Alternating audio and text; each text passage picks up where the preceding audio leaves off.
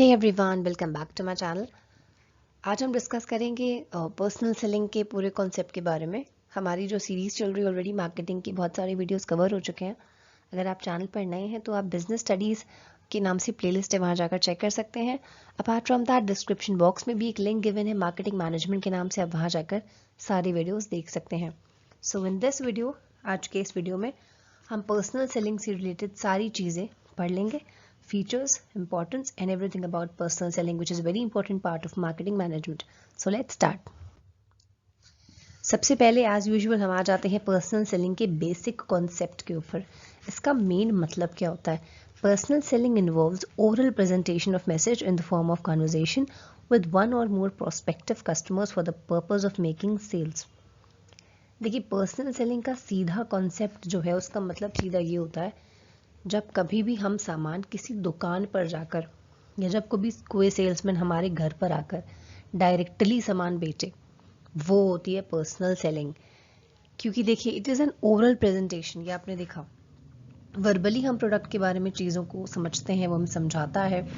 In the form of conversation, आपस में बातचीत होती है with one or more prospective customers, मतलब एक या एक से ज़्यादा। कभी कभी दुकान पर हम होते हैं, 2-3 कस्टमर और आ जाते हैं, तो इकट्ठा सेल्समैन हमें डील करता है।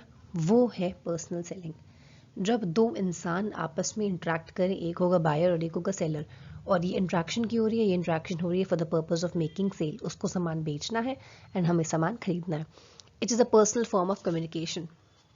ये एडवर्टाइजमेंट की तरह नहीं है कि नॉर्मली चल रही है पीछे, जिसकी नज़र पड़ी उसने देखी, जिसकी नज़र नहीं पड़ी उसने नहीं देखा। But this is personal form. अगर जिसे दुकान पर देखिए वही जाएगा जिसे सामान लेना होगा। अगर मुझे टॉफ़ी लेनी है तो मैं दुकान पर जाऊंगी, दुकान वाले को मैं बताऊंगी कि मुझे क्या चाहिए। I will pay him, he will then give me the toffee. तो ये कॉन्वर्जेशन आपस में होगी, तो ये पर्सनल फॉर्म ऑफ कम्युनिकेशन है। जिसको काम होगा वो दुकान पर जाएगा, या सेल्समैन हमारे घर पर कभी कभी डोर बेल बजा कर भी आ जाते हैं। That is also personal selling. वैसे ये समझ लीजिए, जहाँ पर दो लोगों का इंट्रैक्शन हो जाए, ओरल प्रेजेंटेशन ऑफ मैसेज हो जाए in the form of conversation, और मेन उसका मकसद हो सेल करवाना, दैट इज़ पर्सनल सेलिंग। अब फीचर्स पर आ जाते हैं। सबसे पहला फीचर क्या है? Personal form.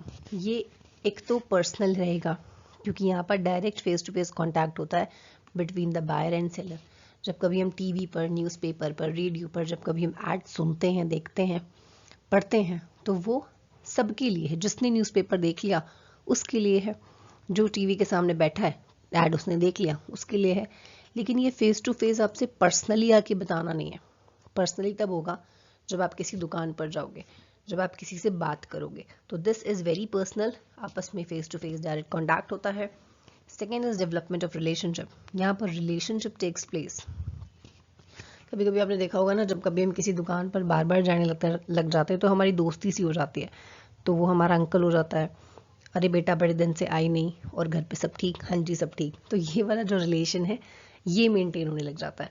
कभी कभी आपके घर में भी कुछ आपके राशन का सामान किसी एक पर्टिकुलर दुकान से आ रहा होगा, और वो बहुत टाइम से उसी दुकान से सामान आता है, तो रिलेशनशिप बन जाती है इस तरह की, और शॉपकीपर से। तो पर्सनल सेलिंग में रिलेशनशिप्स टेक प्लेस। ऐसा एडवर्टाइजमेंट में नहीं होता। क्यों? क्योंकि वो किसी भी इंसान से पर्सनली नहीं बताते। That message is for everyone. But personal selling हम डायरेक्टली फेस टू फेस करते हैं। Then comes merits of personal selling. क्या क्या फ़ायदे हैं पर्सनल सेलिंग के? सबसे पहला फ़ायदा is flexibility. The sale presentation can be easily adjusted to fit the specific needs of individual customers. देखिए, एडवर्टाइजमेंट में हमने देखा कि हमने कोई भी चीज़ देख ली, हमें समझ में आ गई, हमने कहा यार चलो उसको दुकान पर चलकर ले लेते हैं। जब हम दुकान पर पहुंचे तो हमें पता चला कि वो तो हमारे काम की थी ही नहीं।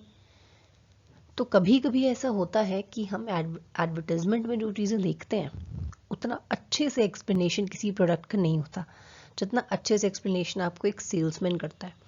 कभी कभी ऐसा हो जाता है कि हमें टीवी से देखकर हम कोई चीज़ लेने पहुंचे, लेकिन वो चीज़ हमारे लिए नहीं है।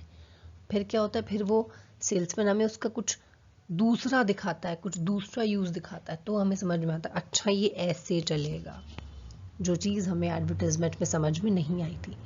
फ्लेक्सिबिलिटी शब्द का मतलब ये है कि ऐड तो आपके नॉर्मली चल जाते हैं कि ठीक है ऐड चल गया, ये फॉर एग्जांपल रसना का ऐड कि रसना आया और रसना ऑरेंज फ्लेवर में अवेलेबल है, मैंगो फ्लेवर में अवेलेबल है, कोई भी फ्लेवर आप लेकर रसना बनाकर पी लो।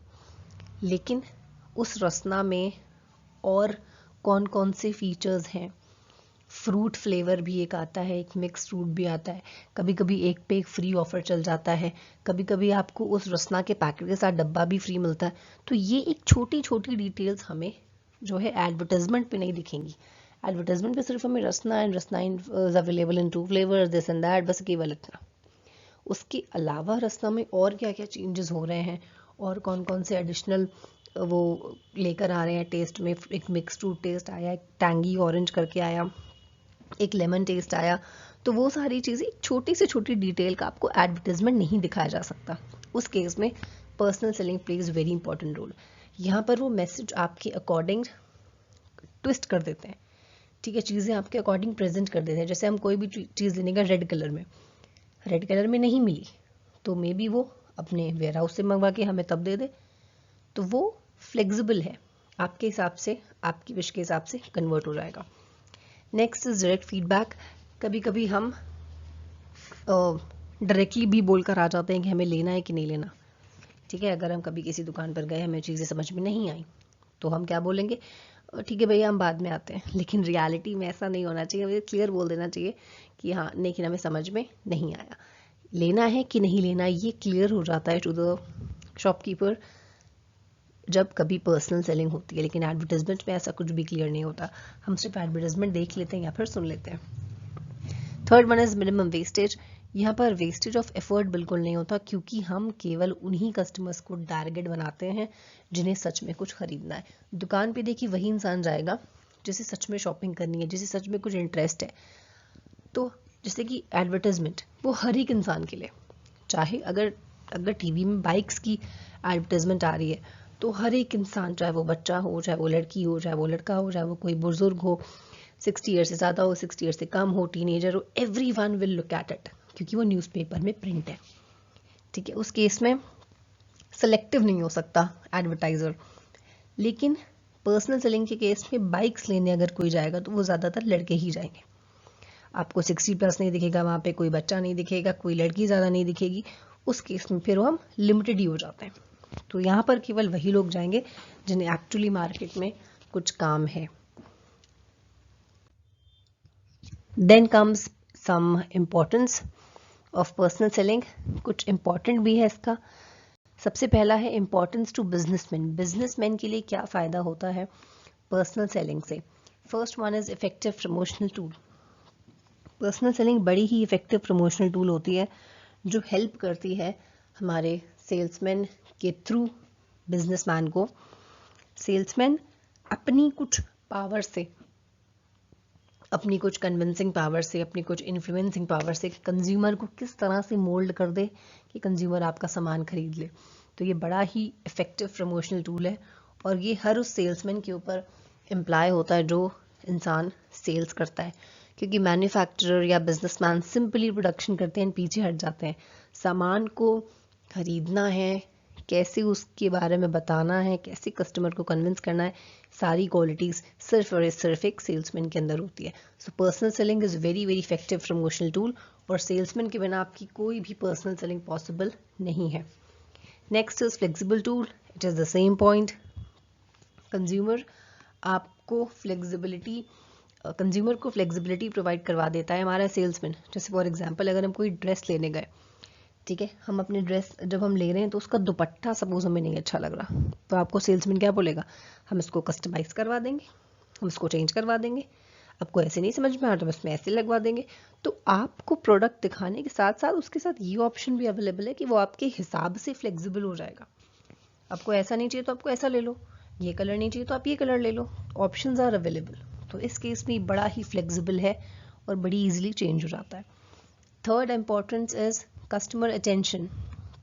देखिए कस्टमर का अटेंशन भी आपकी तरफ हो जाएगा कभी कभी आप अगर बड़ी अच्छी पर्सनल सेलिंग करते हो तो। और इस केस में अगर नहीं समझ में आ रहा, जैसे कभी कभी ऐसा होता है ना कि सेल्समैन बोल रहा है लेकिन कंज्यूमर ज़्यादा ध्यान नहीं देता, उस केस में भी वो अपना एफर्ट वेस्ट नहीं करेगा। तो वही कस्टमर केवल सुनेगा जो कि हाईली उस शॉप से सामान लेना चाहता है एंड हाईली अटेंटिव है। Next is lasting relations. Personal selling में जो भी हमने पढ़ा था फीचर्स में रिलेशनशिप्स बन जाते हैं। हम किसी दुकान पर अगर लगातार जाते हैं तो हमें पहचानने लगेगा, अच्छा भाभी जी आई हैं, तो उस केस में फिर हम लोग की फ्रेंडशिप हो जाती है, या मम्मी आई हैं या आंटी आई हैं, ये हम एकदम पहचान हो जाती है। तो it helps in the relationships जो कि लंबे समय तक चलते हैं। Last is role in introduction stage.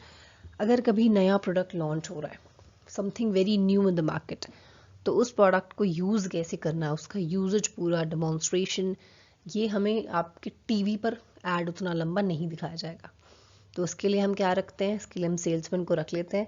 वो आपको जगह जगह शॉप्स पर या कभी कभी टेंट लगाकर, कभी आपने देखा होगा अम्ब्रेला और छाता के नीचे पे लेकर बैठ जाते हैं, तो वो आपको सारी डेमोन्स्ट्रेशन दिखाएंगे कि देखिए इस प्रोडक्ट को ऐसे ऐसे यूज़ करना है।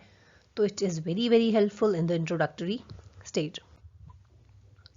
Then comes importance to customers. अब हम इसमें ये पढ़ेंगे कि पर्सनल सेलिंग का फ़ायदा कस्टमर्स को कैसे होता है। First point is helps in identifying needs. कभी कभी ऐसा होता है कि हम जब कस्टमर हैं, हम जाते हैं किसी मार्केट में, तो अगर हमें कोई सेल्समैन कुछ समझा रहा है कि देखो ये प्रोडक्ट ऐसा है मैडम, इसमें ये है, इसमें वो है, तो हम समझने की कोशिश करते हैं कि क्या हमें सच में ये चाहिए। एक तरफ हमारा दिमाग बोलता है कि नहीं नहीं इसको तुम्हें कोई काम नहीं है, एक तरफ हमारा मन बोलता है नहीं यार चलो ले लेते हैं। तो it actually helps us to identify कि क्या हमें उस चीज़ की सच में ज़रूरत है। जैसे हम चलते फिरते पूछ लेते हैं कि भाई ये कितने का है, तो उसने बोला कि 20 रुपए का, तो फिर हमें बोलेगा कि अरे इसमें और कलर अवेलेबल है। फिर हम सोचते हैं कि क्या हमें वर्थ है, क्या हमें लेना चाहिए कि नहीं लेना चाहिए। तो हमें ही हेल्प हो जाती है आइडेंटिफिकेशन ऑफ अपनी खुद की नीड्स में कि हमको सच में वो चीज़ वर्थ है कि नहीं है। Second is latest market information. ये सेम पॉइंट है जो भी हमने पीछे पढ़ा था कि जब कभी कुछ इंट्रोडक्टरी स्टेज पर हेल्प होती है, तो अगर कोई नया प्रोडक्ट आने वाला है मार्केट में, तो वो आपको कौन बताएगा, बेटर देन एडवर्टाइज़र, वो हमें बताएगा एक पर्सनल सेलर। कोई नई चीज़, कोई नया प्राइस में चेंज, प्रोडक्ट की नई अवेलेबिलिटी, कोई नया रेंज ऑफ प्रोडक्ट, कोई नई वैरायटी ऑफ प्रोडक्ट अगर आ रही है, तो सारी इन्फॉर्मेशन आपको टीवी के थ्रू नहीं आएगी।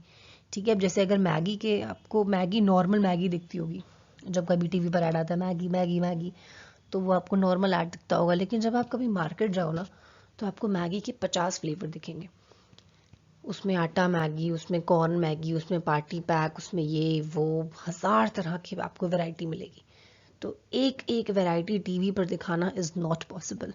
वो कैसे हो पाया, वो आपको सेल्समैन ने बताया।